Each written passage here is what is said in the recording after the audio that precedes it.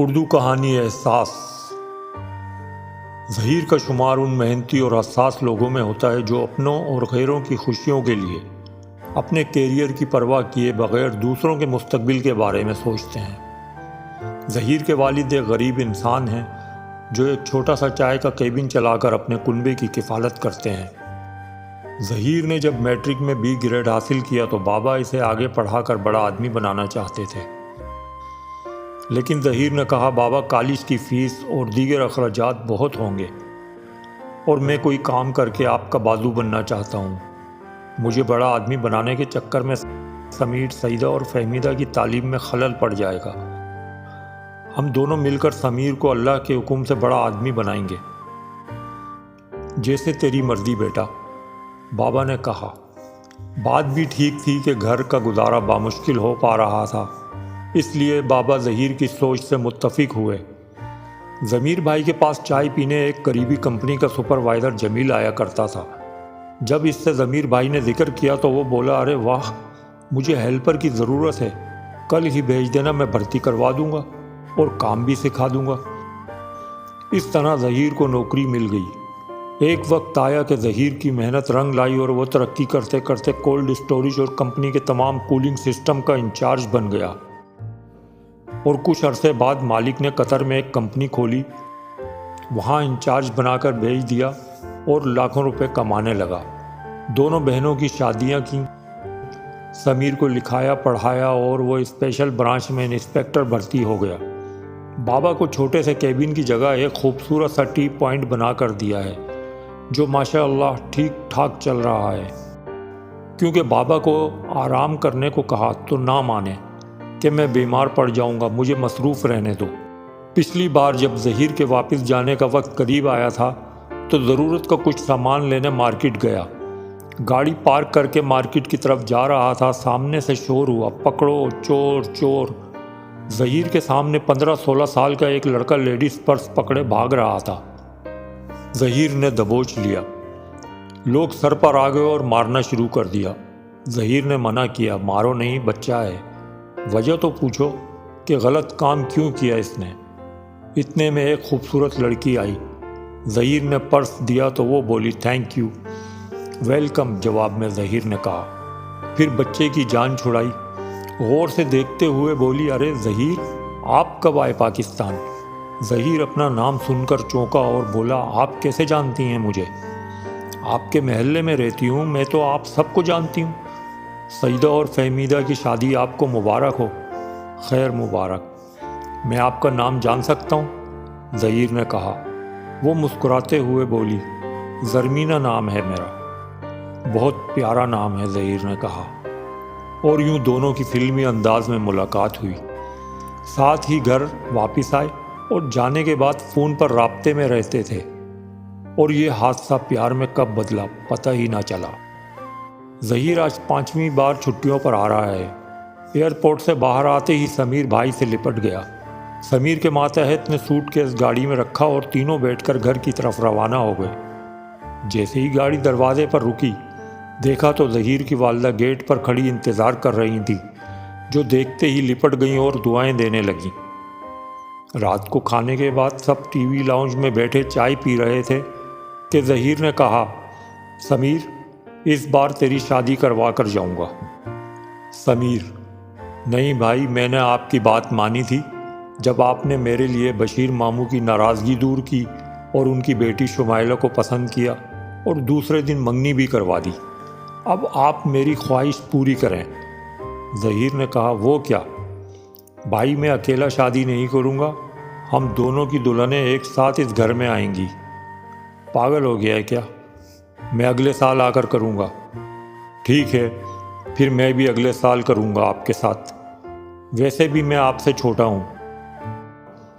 بابا اور ماں بھی بول پڑے، سمیر ٹھیک کہہ رہا ہے، اور لڑکوں کی شادی کا کیا ہے، چند دن میں تیاری مکمل ہو جاتی ہے۔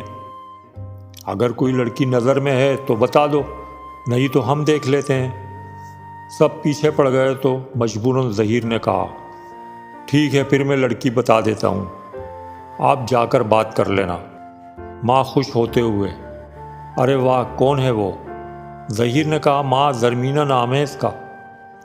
ارے کہاں رہتی ہے وہ؟ ماں نے کہا ماں اسی محلے میں 2 گلی پیچھے رہتی ہے۔ ماں نے تجسس سے پوچھا ارے وہ زرینہ کی لڑکی کی بات تو نہیں کر رہے؟ جی امی وہی۔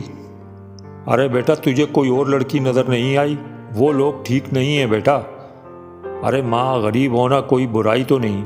بابا بولے بیٹا بات غریبی کی نہیں ہے، غربت کوئی عیب نہیں بیٹا، تو باہر ہوتا ہے تجھے پتہ نہیں ہے، بس اتنا سمجھ کہ ماں بیٹی کے چال چلن ٹھیک نہیں ہے، کوئی ان سے زیادہ تعلق نہیں رکھتا۔ بابا ہمارے معاشرے میں لوگوں کا کام تو اکیلی عورتوں پر الزام تراشی کرنا ہی رہ گیا۔ میں نے شادی کرنی ہے تو زرمینہ سے ہی کرنی ہے، ورنہ نہیں کرنی شادی مجھے۔ بیٹا تجھے کھل کر بتاتی ہوں، سنا ہے زرینہ نے کسی کے ساتھ مل کر اپنے شوہر کو قتل کر دیا تھا، بہت خطرناک ہیں یہ لوگ، ماں نے سمجھاتے ہوئے کہا۔ ظہیر بولا ماں آپ نے دیکھا تھا اسے قتل کرتے ہوئے؟ ماں نے کہا نہیں بیٹا، میں نے سنا ہے پولیس پکڑ کر بھی لے گئی تھی اس کو۔ ارے ماں سنی سنائی باتوں پر یقین نہیں کرنا چاہیے، بے آسرا لوگوں کا سہارا بننا نیکی ہے۔ اچھا بیٹا جیسے تیری مرضی، سمجھانا ہر ماں باپ کا فرض ہوتا ہے، جو بھی فیصلہ کرنا سوچ سمجھ کے کرنا بس۔ میں نے سوچ لیا ہے اور فیصلہ بھی کر لیا ہے، تو بیٹا ہمارے تو قدم نہیں پڑیں گے وہاں، آپ نے زندگی گزارنی ہے اور فیصلہ بھی کر لیا ہے تو شادی کی بات بھی پکی کراؤ، ہم تمہاری خوشی کے لیے شادی میں شرکت کر لیں گے، آپ کی خوشی میں خوش ہو جائیں گے، ماں نے بجھے ہوئے دل سے کہا۔ ٹھیک ہے میں بات کر کے دیکھتا ہوں ماں۔ دوسرے دن ظہیر زرمینہ کے گھر گیا اور زرمینہ کی ماں سے تفصیل سے بات کی، جس پر زرینہ نے شوہر کی موت کو ایک حادثہ بتایا اور کہا جس گھر میں میری بیٹی کی عزت نہ ہو اور مجھ پر شک کیا جائے میں اس گھر میں زرمینہ کو نہیں بیاہوں گی۔ ظہیر کی کافی ضد کے بعد بولی اچھا پھر میری شرط ہے، تمہیں الگ گھر لے کر اس کے نام کرنا پڑے گا اور کم از کم 7 تولہ زیور اس کے نام لکھنا پڑے گا۔ ظہیر نے تمام شرائط مان لی، کچھ دنوں میں ہی گھر خرید لیا اور ساری تیاریاں شروع کر دیں۔ ماں باپ کے لیے آج خوشی کا دن تھا کہ دونوں بیٹوں کی شادی تھی۔ سمیر کی بیوی رخصت ہو کر ماں باپ کے گھر آ گئی اور ظہیر اپنی بیوی کو لے کر اپنے نئے مکان پر چلا گیا۔ ظہیر نے زرمینہ کا گھونگھٹ اٹھایا تو حیرانی سے دیکھتا کا دیکھتا رہ گیا، کیونکہ زرمینہ اس کی سوچ سے بھی زیادہ خوبصورت لگ رہی تھی۔ ظہیر نے زرمینہ کی بہت تعریف کی اور اسے منہ دکھائی میں ایک خوبصورت لاکٹ گفٹ کیا۔ زرمینہ نے شکریہ ادا کیا اور کہا آپ نے مجھے اپنایا، اس سے بڑا گفٹ میرے لیے اور کیا ہو سکتا ہے، میں آپ سے کچھ کہنا چاہتی ہوں۔ ظہیر بولا آج کوئی سیریس بات نہیں ہوگی، آج ہماری نئی زندگی کا آغاز ہوا ہے، آج صرف ہنسی خوشی اور پیار محبت کی باتیں ہوں گی بس۔ زرمینہ خاموش ہو گئی۔ ہنسی خوشی کے دن بہت تیزی سے گزر گئے اور آج ظہیر کے جانے کا دن آ گیا۔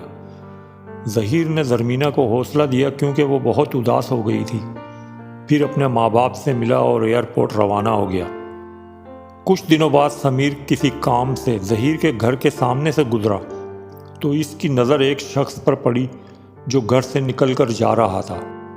پولیس کی تفتیش تو شک سے ہی شروع ہوتی ہے، لہٰذا اس نے اپنے ایک مخبر کی ڈیوٹی لگا دی کہ سامنے ہوٹل پر 3 دن تک اس گھر پر نظر رکھے اور مجھے رپورٹ کرے۔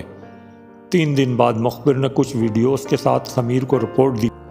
سر اس گھر میں دن میں 1-2 لوگوں کے چکر لگتے ہیں اور آج آخری دن تو میں نے ایک ایسی عورت کو جاتے ہوئے اور 1 گھنٹے بعد واپس نکلتے دیکھا جس پر کچھ سال پہلے اپنے شوہر کو قتل کرنے کا الزام تھا، جس کو گرفتار بھی کر لیا تھا، پھر کچھ دنوں بعد اسے چھوڑ دیا گیا۔ سر مجھے تو کچھ گڑبڑ لگتی ہے۔ اوکے اب تم جا سکتے ہو، سمیر نے کہا۔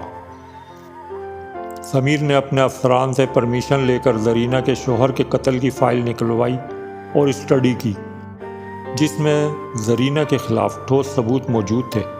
سمیر سوچ میں پڑ گیا کہ اگر میں بھائی کو یہ سب کچھ بتاتا ہوں تو وہ یہ نہ سمجھے کہ میرا گھر خراب کر رہا ہے، اور اگر نہیں بتاتا تو ایسا نہ ہو کہ میرے بھائی کو کوئی نقصان پہنچے۔ اور اسی وقت کال ملا کر ظہیر کو طریقے سے سمجھایا۔ ظہیر نے کہا میں 2-3 دن میں آتا ہوں، کسی کو بتانا نہیں، میں خود اندر رہ کر جائزہ لیتا ہوں۔ مجرم کوئی بھی ہو قانون سے نہیں بچنا چاہیے، میں خود تجھے بتاؤں گا۔ تیسرے دن ظہیر پاکستان پہنچ گیا، سمیر سے میٹنگ کی اور کچھ سول کپڑوں میں بندے ہوٹل پر بیٹھ گئے۔ ظہیر نے دروازے پر دستک دی، اندر سے زرمینہ نے دروازہ کھولا اور حیران ہو کر ظہیر کو دیکھنے لگی۔ ارے آپ کیا اندر نہیں آنے دو گی؟ ظہیر بولا۔ ارے آئیں نا، اصل میں آپ اچانک میرے سامنے کھڑے تھے، میری آنکھوں کو یقین نہیں آ رہا تھا۔ ڈرائنگ روم میں ایک بندہ بیٹھا تھا۔ ظہیر، یہ میرے بڑے کزن ہیں جو اسلام آباد سے یہاں کسی کام سے آئے تھے تو ملنے چلے آئے۔ زرمینہ بولی۔ اس بندے نے سلام کیا۔ یہ شادی میں تو نظر نہیں آئے تھے، ظہیر نے کہا۔ زرمینہ بولی، جی یہ یہاں نہیں تھے، اور وہ سلام دعا کر کے چلا گیا۔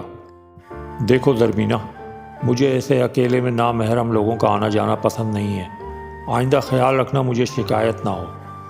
میری بات سنیں ظہیر، مجھے کچھ نہیں سننا، جو بولا ہے اس پر عمل کرو بس۔ ظہیر بولا۔ جی بہت اچھا، آئندہ شکایت نہیں ہوگی۔ زرمینہ خاموش ہو گئی۔ اچھا آپ غصہ نہ کریں، بیٹھیں تو صحیح، یہ بتائیں آپ اچانک کیسے آئے، سب خیریت تو ہے نا؟ زرمینہ، اصل میں نے وہاں کچھ کاروبار کیا تھا ایک مقامی شخص کے ساتھ مل کر، اس میں نقصان ہو گیا ہے اور مارکیٹ کے پیسے دینے ہیں۔ میرے ذہن میں خیال آیا کیوں نہ ہم اس مکان کو اور زیور کو بیچ دیں، اور کچھ پیسے میرے پاس ہیں وہ دے کر دوبارہ بزنس اسٹیبل کر لوں، مکان اور زیور تو پھر بن جائیں گے۔ ظہیر تو آزمانے کے لیے ڈرامہ کر رہا تھا۔ یہ سن کر زرمینہ سوچ میں پڑ گئی۔ ظہیر اس کی طرف دیکھتے ہوئے بولا، زرمینہ کیا تمہیں کوئی اعتراض ہے؟ لیکن ظہیر، یہ مکان اور زیور تو میرے نام ہیں۔ زرمینہ بولی۔ کیا میں تمہارا نہیں ہوں یا تم میری نہیں ہو؟ ظہیر نے کہا۔ نہیں ایسی کوئی بات نہیں، زرمینہ بولی۔ تو پھر یہ میرا تیرا کہاں سے بیچ میں آ گیا؟ ظہیر بولا۔ اصل میں یہ شرط ماں نے رکھی تھی، اس لیے مشورہ کر لوں۔ میرا تو سب کچھ آپ ہیں ظہیر، یہ گھر، زیور، پیسہ، مجھے اس کی کوئی ضرورت نہیں۔ اتنے میں دروازے پر دستک ہوئی۔ ظہیر نے دروازہ کھولا تو سامنے زرینہ کھڑی ہوئی تھی۔ ارے داماد جی، آپ کب آئے؟ بس آج ہی آیا ہوں۔ آپ ٹھیک ہیں؟ ظہیر نے پوچھا۔ بس شکر ہے، جو وقت گزر جائے وہ بہتر ہے، زرینہ بولی۔ زرمینہ نے ماں کو ساری بات بتائی تو اس نے اپنا اصل روپ دکھانا شروع کر دیا۔ ظہیر، تمہارا اب اس مکان پر اور زیور پر کوئی حق نہیں، اگر واپس دینا ہوتا تو نام ہی کیوں لکھواتے اس کے؟ ظہیر نے کہا، دیکھیں یہ میرا اور میری بیوی کا معاملہ ہے، مکان اور زیور تو پھر بھی بن جائے گا۔ ارے میں خوب سمجھتی ہوں تمہاری ہوشیاری، میں نے دنیا دیکھی ہے، زرینہ بولی اور فون نکال کر کسی کو کال کرنے لگی۔ بالے جلدی نئے والے مکان پر پہنچ، 10 منٹ میں ایک ضروری کام ہے۔ باہر ہوٹل پر سادہ کپڑوں میں پولیس ظہیر کے میسج کے انتظار میں تھی۔ اتنے میں ایک لمبے چوڑے شخص نے 125 بائک کھڑی کی، دروازہ بجایا اور پولیس کے کیمرے میں ریکارڈ ہو گیا۔ ظہیر نے گیٹ کھولا۔ زرینہ بولی، بالے آجا اندر۔ وہ اندر گھس گیا۔ ارے کیا مصیبت آ گئی جو ایمرجنسی لگا دی؟ یہ کھڑی مصیبت، ظہیر کی طرف اشارہ کرتے ہوئے بولی، اور ساری تفصیل بتا دی۔ اقبال عرف بالا غصے میں ظہیر کو گھورتے ہوئے بولا، اوئے بابو، جا اپنا کام کر، شکر کر تو داماد ہے زرینہ کا، ورنہ میں منہ سے بات نہیں کرتا، سمجھا؟ ظہیر ابھی کچھ کہنے ہی والا تھا کہ زرمینہ اسے پکڑ کر سائٹ پر لے گئی اور سرگوشی میں بولی، ظہیر اس وقت تم چلے جاؤ، یہ بہت خطرناک لوگ ہیں، میں رات کو تمہیں تفصیل بتاؤں گی۔ اور ظہیر نے زرینہ کا اصل روپ دیکھ لیا تھا، اس نے نکلنے میں عافیت سمجھی۔ ظہیر سے کچھ فاصلے پر پولیس والے بھی چل پڑے۔ ظہیر نے سمیر کو ساری تفصیل بتائی اور زرمینہ کے رات کو کچھ راز بتانے والی بات بھی بتائی۔ تو سمیر نے کہا، ٹھیک ہے بھائی، آپ جو بھی اپ ڈیٹ ہو مجھے بتائیے گا، جب تک میں اس بالے کے بچے کا نادرہ سے ڈیٹا کلیکٹ کرواتا ہوں۔ ظہیر اپنے ماں باپ کے پاس آ گیا اور سمیر آفس چلا گیا۔ شام کو سمیر نے بتایا کہ بھائی، یہ اقبال نامی بندہ کئی بار جیل جا چکا ہے आदि मुजरिम है, इसके पीछे बंदे लगा दिए हैं, रंगे हाथों पकड़ना है इसे। ऐसी रिपोर्ट बनवाऊंगा कि बचना मुश्किल हो जाएगा इस बाले का। रात को ज़रमीना ने ज़हीर को बताया कि मैंने आपसे शादी की रात भी ये बात करने की कोशिश की तो आपने मुझे चुप करा दिया, और आज भी डांट कर चुप करा दिया। ज़रीना मेरी माँ नहीं है। तो फिर तुम्हारे माँ बाप कहाँ हैं? ज़हीर ने पूछा। ज़रमीना की आंखों में नमी तैरने लगी। मैं छोटी थी तो मेरे माँ बाप एक्सीडेंट में इंतकाल कर गए। मुझे ये दूर के अंकल ले आए थे, बहुत अच्छे थे वो, मुझे पढ़ा लिखा भी रहे थे, अपने बच्चों की तरह रखते थे। ज़हीर पता नहीं कब आंटी के ख़राब लोगों से ताल्लुकात बने। फिर अंकल रोज़ आंटी को समझाते, मना करते ये सब करने को, पर ये ना मानी तो लड़ाई झगड़े होने लगे।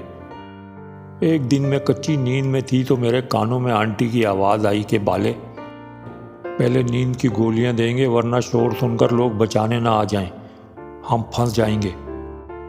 इस वक्त तो मेरी समझ में कुछ ना आया। दूसरे दिन अंकल की जली हुई लाश की तफ्तीश के लिए पुलिस आई तो समझ आया, पर मैं कुछ नहीं कर सकती थी, मुझे बहुत डरा दिया था। फिर आंटी खुलकर काम करने लगी और मुझे भी डराते धमकाते रहते थे। मैं इस ज़िंदगी से तंग आ गई थी। ज़हीर, तुम मिले तो जीने का कोई मकसद नज़र आया। ज़हीर, मैं बेकसूर हूँ, मुझ पे कभी शक ना करना। मैंने अपनी इज्जत पर कोई दाग नहीं लगने दिया। बाला और इसके कारिंदे सामान छुपाने या आंटी का हिस्सा देने आते थे। मैंने कई बार निकलने का सोचा, पर इज्जत का ख्याल आ जाता कि यहाँ वो तो महफूज है, और फूट फूट कर रोने लगी। ज़हीर ने सीने से लगाकर तसल्ली दी कि सब ठीक हो जाएगा, मुजरिम कानून से नहीं बच सकते। दूसरे दिन सादा कपड़ों में बंदे इकबाल के घर से कुछ फासले पर इस पर नज़र रखे हुए थे। इकबाल घर से निकला तो इसके साथ एक बंदा और भी था। बाइक स्टार्ट की और दोनों रवाना हुए। दोनों एहलकार ताक़ुब कर रहे थे। रास्ते से एक बाइक पर 2 बंदे और खड़े थे, वो भी बाले के साथ हो गए। मार्केट में दाखिल होकर एक ज्वेलर शॉप के सामने बाइक खड़ी की। एक बंदा बाइक पर बैठ गया। बाला और एक साथी ज्वेलर शॉप में दाखिल हो गए और लूट मार शुरू कर दी। सादा कपड़ों में पुलिस वालों ने समीर को कॉल कर दी थी। एक साथी की तवज्जो दूसरी तरफ देखकर सेलमैन इस पर झपट पड़ा और इसे काबू कर लिया। बाले ने जब ये देखा तो फायरिंग शुरू कर दी। सेलमैन काउंटर के साइड पर गिरा। बाले ने भागने का इशारा किया और दुकान से बाहर आकर बाइक्स पर बैठकर फरार होने लगे। सादा कपड़े वालों ने फायरिंग कर दी। एक बंदे की टांग में गोली लगी, वो गिरा, सामने से मोबाइल आ गई। भागने का कोई मौका ना पाकर हथियार फेंक कर सब ने हाथ खड़े कर दिए। सबको मोबाइल में डाला, लाश पोस्टमार्टम के लिए भिजवाई। थाने लाकर तफ्तीश का सिलसिला जारी हुआ। इंकिशाफ हुआ कि बाले ने अब तक 5 कत्ल किए हैं, जिसमें से एक कत्ल ज़रीना के शौहर का था, जिसमें वो बराबर की शरीक थी, और मुतअद्दिद डकैतियों की वारदातें भी की हैं, जिनमें ये तीनों बंदे भी शामिल हैं। केस चला और जल्द ही अदालत ने बाले को फांसी, ज़रीना और तीनों बंदों को उम्र कैद की सज़ा सुना दी, और यूं सब अपने अंजाम को पहुँचे। समीर का एक बेटा ज़हीर की प्यारी सी बेटी है। ज़हीर ने अपने माँ बाप से माफ़ी मांगी और कहा कि अल्लाह पाक ने एक बेगुनाह को इज़्ज़त की ज़िंदगी देने के लिए शायद मुझे चुना था। जब घर वालों को हकीकत पता चली तो उन्होंने बहू को गले लगाया और ज़हीर से कहा, वो मकान किराए पर दे दो, हम सब साथ रहेंगे। और यूं फिर से मोहब्बतों भरी ज़िंदगी शुरू हो गई।